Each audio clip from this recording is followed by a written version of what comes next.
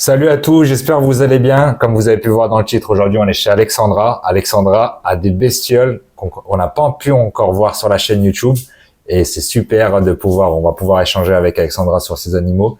On va pas comment dire, c'est pas les plus beaux,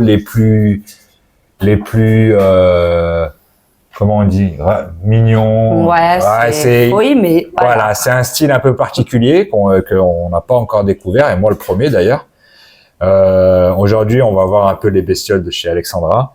Et Alexandra, tu voudrais commencer à nous présenter quelle espèce? Parce que là, on vous a mis quelques espèces sur la table pour pouvoir en parler. On va commencer par les escargots. Ouais. Hein, donc, hop, viens voir Pépère. Alors, les escargots, la taille des escargots. Donc, font à peu près 10 cm juste la coquille. Ouais. Après, quand il est déployé en plein, le pied, donc la partie là, qu'on appelle le pied. Sa tête. Voilà. Ouais. Peut mesurer, les miens mesurent à peu près entre 23 et 26 cm. Voilà. C'est des... Donc, c'est des escargots qui viennent d'Afrique. Ouais. On appelle ça des Agatina ovum du Bénin XXL. Et c'est les plus gros escargots qu'on peut trouver en captivité, ouais. En captivité. Super. Ouais. C'est le modèle maxi du mini qu'on retrouve dans nos jardins, dans l'herbe. Je vous dis que c'est super impressionnant par rapport à la taille de mes mains, quoi. C'est un truc de fou. Et approche ta main. Regardez-moi un peu le design du bestiole, quoi. C'est voilà. C'est magnifique. Franchement, c'est super atypique de voir des gros escargots comme ça. Ça vit combien de temps à peu près, tu sais, non? Alors, en moyenne, hein, moyenne, on peut bien y garder, je pense, entre 10 et 15 ans. Ah ouais, quand même. Selon les espèces, il y en a qui...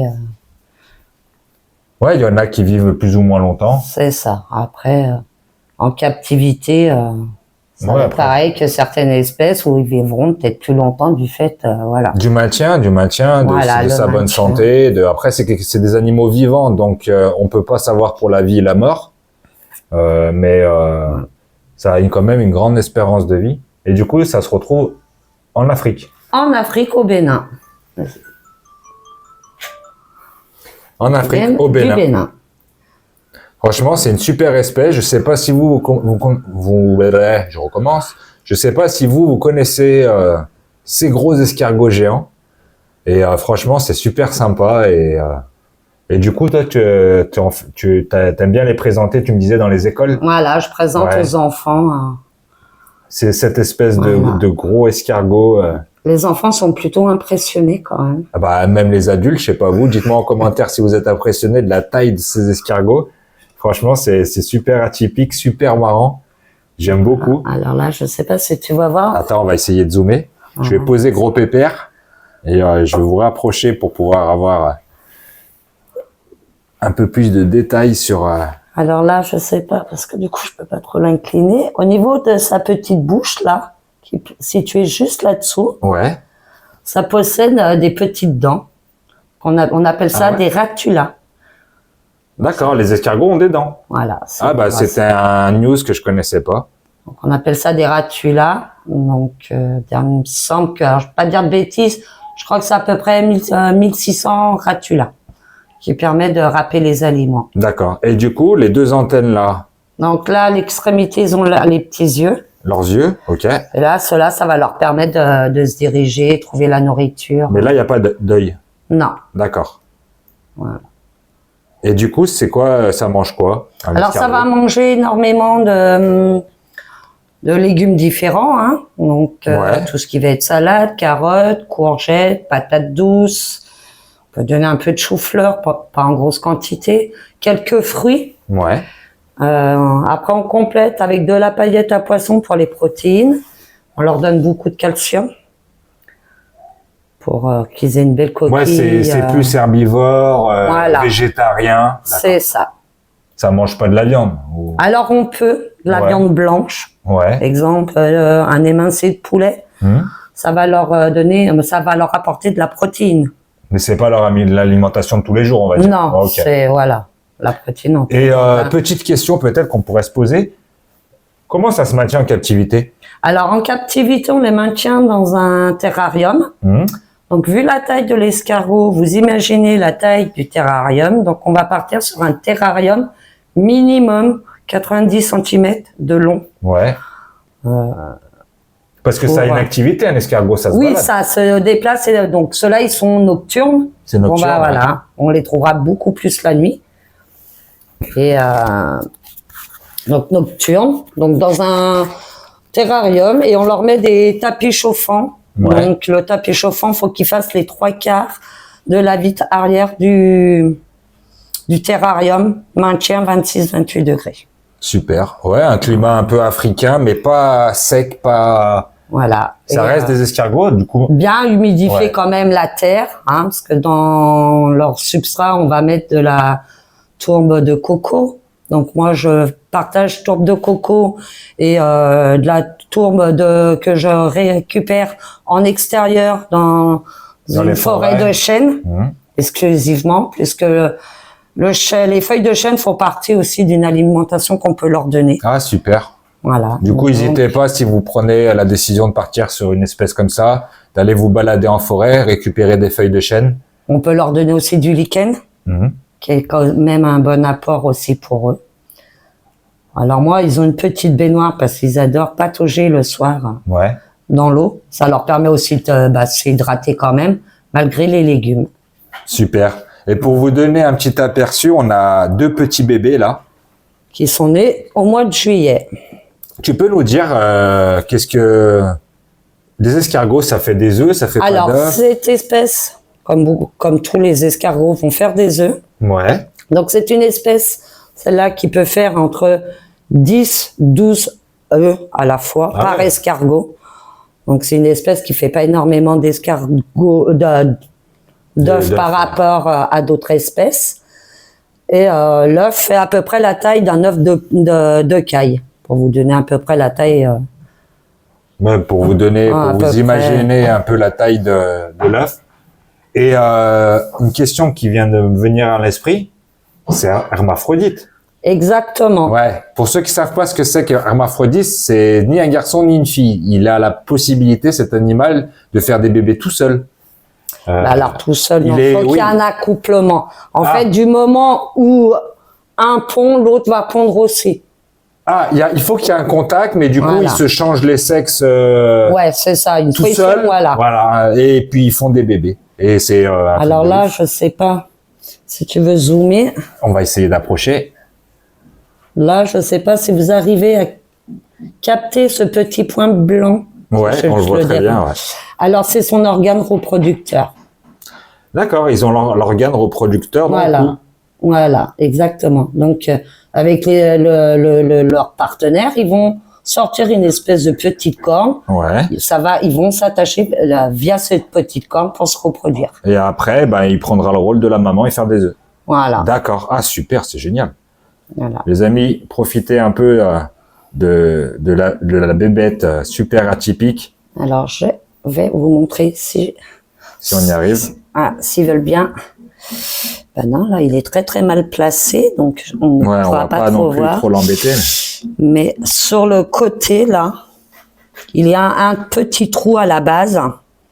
Donc, je sais pas, là, on le voit pas évidemment sur la vidéo. À savoir que c'est par là que les œufs vont sortir. D'accord, ça reste toujours dans la partie de son corps, quoi. C'est juste en dessous, dans le creux, de la coquille. De la coque. Bon, là, c'est fermé, hein, on voit juste à ce niveau-là. On verra un peu comme ça, voilà. Là, juste à ce niveau-là, là, ça s'ouvre et ça leur permet de délivrer leurs œufs. Leurs œufs. Génial. Et là, du coup, on a un petit parterre de presque adultes. Parce que c'est pas fini, hein. Ça peut atteindre, tu me disais tout à l'heure, 1 kilo. 1 kilo l'escargot. Et ça fait des bébés quand même assez gros. Franchement, c'est magnifique. Les amis, je vous mets des petits extraits de vidéos histoire de kiffer et de mieux voir les animaux de plus près. Et après, on passe sur une autre espèce un peu bizarre aussi. Mais c'est tout intéressant. De toute façon, le cycle de la nature, il faut de tout pour faire un monde. Allez, c'est parti.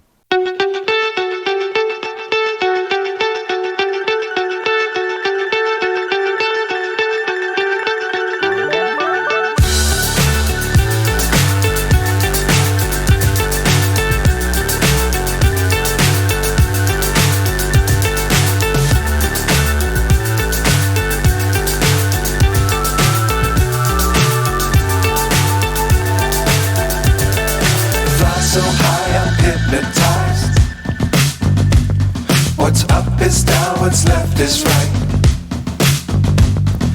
Chasing stars and holding you. I can't see the end, but we'll see it through.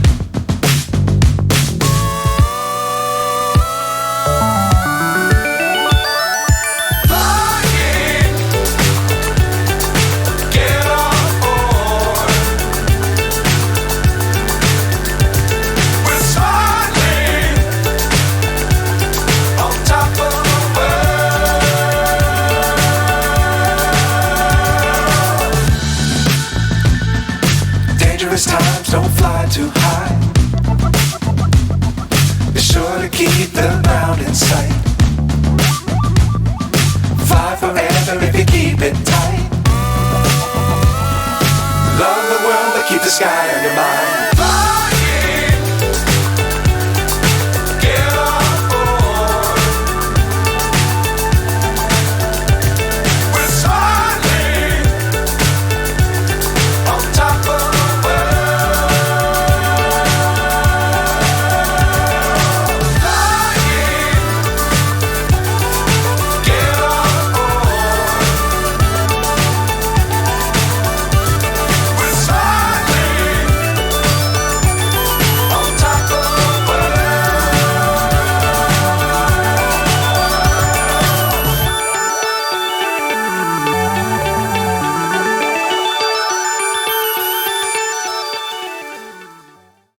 Voilà, après la partie escargot, on va passer sur des petites bestioles que beaucoup de ménagères aiment pas voir dans leur maison. Hein. On appelle ça des cafards, des blattes dans le milieu. Là, on va vous présenter plusieurs espèces de blattes parce que Alexandra aime beaucoup les blattes aussi. Et franchement, c'est super sympa. Il y a des super couleurs, il y a des choses super intéressantes à voir là-dessus. On va voir quelques blattes ensemble et puis on va peut-être en parler un peu sur certaines espèces. Donc, on va voir ça avec Alexandra. Ma blatte souffleuse. Alors du coup, on va partir. On s'est fait des petits mémos techniques pour les noms scientifiques. Il y en a pas tellement. La blatte souffleuse de Madagascar. On va regarder un petit peu sur deux spécimens, sur quelques spécimens. Je vais en prendre quelques-unes. Si tu crains pas. Moi, j'y crains pas, donc je m'en fiche. Alors, ce qu'on va faire plus simple. On va prendre le téléphone et on va passer à la caméra inverse. Voilà, blatte souffleuse de Madagascar. Donc là, c'est encore des juvéniles, hein, elles sont toutes petites. Parce que c'est quand même un peu plus grand que ça doit faire une douzaine, 12 centimètres à peu près. Donc là, elles prendront des couleurs. Ouais, et eux, leur particularité, c'est de souffler. Voilà, bon là, je sais pas. Si on ça n'entend pas trop parce qu'elles sont petites. Non, ouais, voilà, elles sont petites, donc du coup, elles disent rien. Et ça, du coup, ça vit à Madagascar. Ouais. C'est une première espèce de blatte de Madagascar qu'on va vous présenter. Elle en a deux espèces. C'est des blattes plutôt communes. On vous montrera une autre espèce un peu moins commune. Ça, c'est des blattes que tu maintiens comment? Comment on maintient les blattes? Alors moi, je les maintiens en terrarium. Ouais. Hein, donc dans du substrat. Je leur mets quand même des écorces pour qu'elles puissent se cacher. Puis après, je vais les nourrir avec du légume, carottes. Ouais. Voilà. Ça mange un peu de tout, quoi. Ouais. Et en température ambiante. Moi là, normalement, il faudrait les chauffer. Moi, je les mets en température ambiante, parce qu'on a à peu près 22, 23 dans l'appartement, donc ça va, quoi. Ça a l'air de leur convenir. Voilà. C'est super marrant comme bestiole. Là, elles ont une couleur un peu brunâtre, un peu marron, brun. Et c'est une petite blatte commune, on va dire. On va passer à une autre espèce. Maintenant, on va passer à une deuxième blatte de Madagascar, pardon. La blatte Halloween. Halloween, pourquoi? On va voir les couleurs. Je vais vous en prendre une.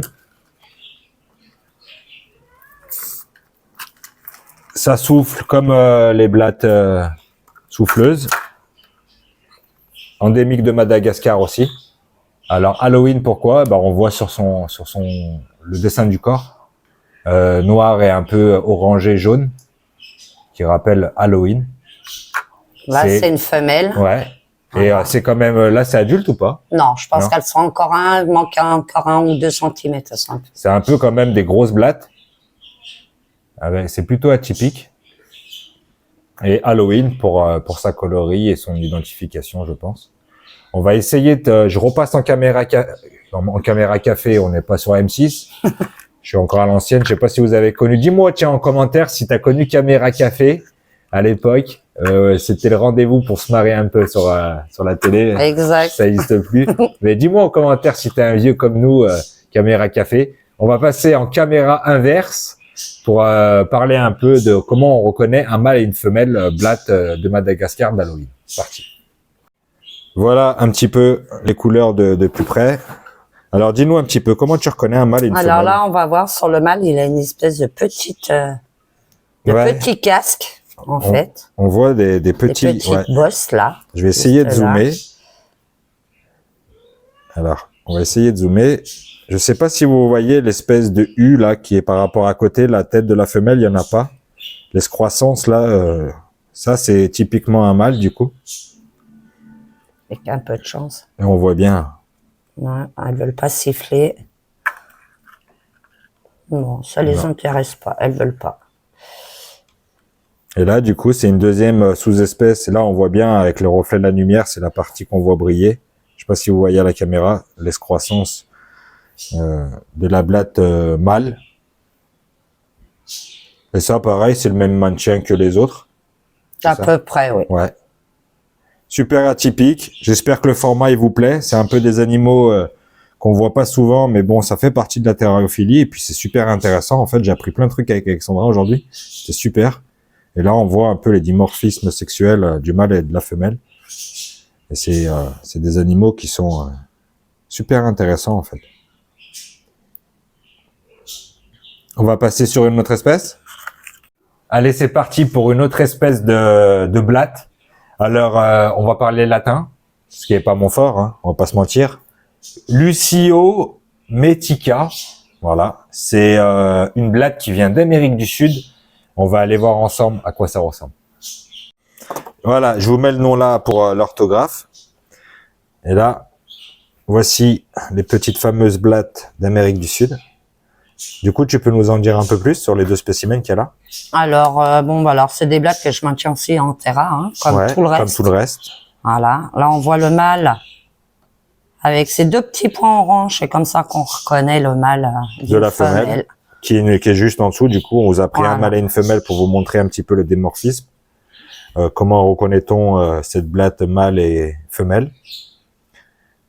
Et puis la couleur, elle est magnifique. Elle a la tête un peu cuivrée. Et puis on dirait un masque pour les mâles là-dessus avec des yeux. On dirait qu'il peut regarder par au-dessus. C'est super joli. Ça a des ailes, ouais, ça a des ailes, ça. Ouais. On les voit bien là, les ailes, la démarcation Après, des ailes. c'est pas, voilà. Moi, je les ai jamais vues voler, donc je pense pas qu'elles volent. Ça grimpe énormément. Et ses carapates aussi pas mal. Mais c'est super joli comme animal. Franchement, et là, on voit bien dans la caméra les couleurs, les reflets, la bande, le liseré jaune orangé qu'on retrouve, il est où mon doigt? Il est là. Qu'on retrouve là sur les flancs, là, c'est super joli.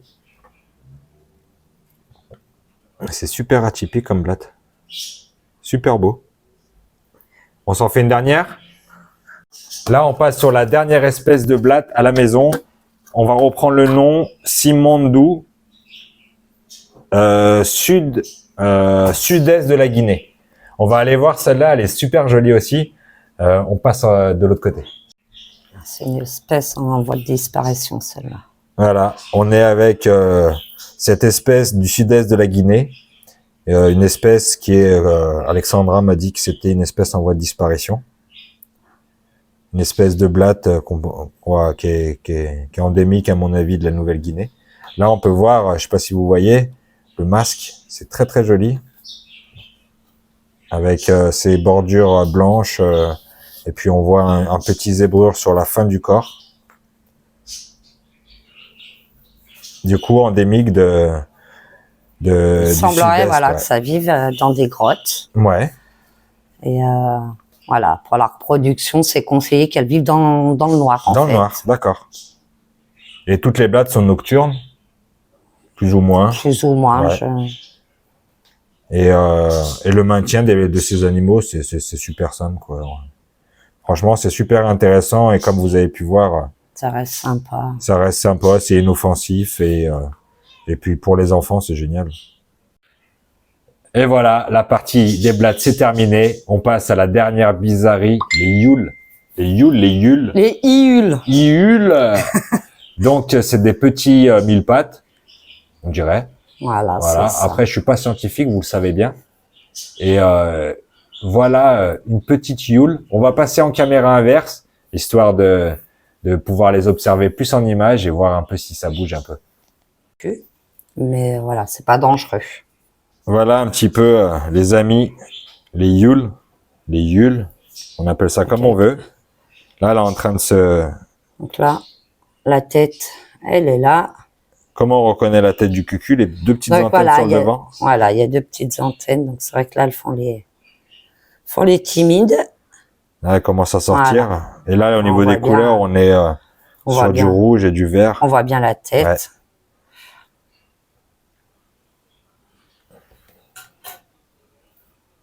Là, on voit bien la tête, là. Donc, on peut reconnaître aussi les mâles des femelles pour une histoire de paire de pattes devant. Ouais. Il y a je sais plus si c'est le mâle ou la femelle qui en possède plus, qui en possède le plus, en fait. D'accord. Voilà, il y a une histoire de pattes devant pour faire la différence. Donc Mais ça, j'ai encore pas la technique, donc c'est super atypique comme animaux. on sait qu'il y a des mâles et des femelles dans le terrain parce qu'il y a eu des bébés. Ah, super. Voilà.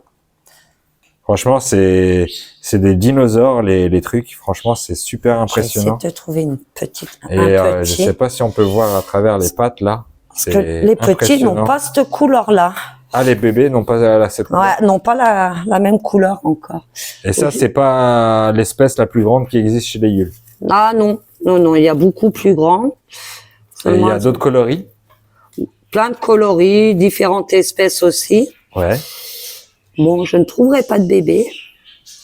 Mais c'est super atypique. Dites-moi en commentaire si vous êtes fan aussi de ces bestioles un peu particulières. Tout ce qui est insectes, rampants. Et là, on peut voir un peu la démarche. Bon, je suis désolée, je te montrerai pas de bébé cette fois-ci. De la yule. Mais c'est pas grave, c'est déjà super de partager ce moment et découvrir ces animaux. Moi, je les connais pas du tout, donc... Et chaque patte est indépendante, c'est un truc de malade. Et là, tu as ma famille cloporte. Et on va se ramener des petits cloportes pour terminer la vidéo. Voilà. Avec des oranges, des Porcello Levis. Super pour les terrariums bioactifs. Magnifique. Ouais. Elles se reproduisent bien, un peu trop d'ailleurs. Voilà les amis, la vidéo elle touche à sa fin avec toutes ces petites bestioles. Je remercie Alexandra de m'avoir invité pour venir découvrir ces animaux que j'en avais pas encore présentés sur la chaîne et que je découvre aussi par la même occasion. Encore un moment de partage et pour apprendre des choses, c'est super. J'espère que cette vidéo elle t'a plu. Si c'est le cas, like, partage et surtout abonne-toi. On se retrouve bientôt pour la prochaine vidéo et puis on se dit bye bye. Bye bye!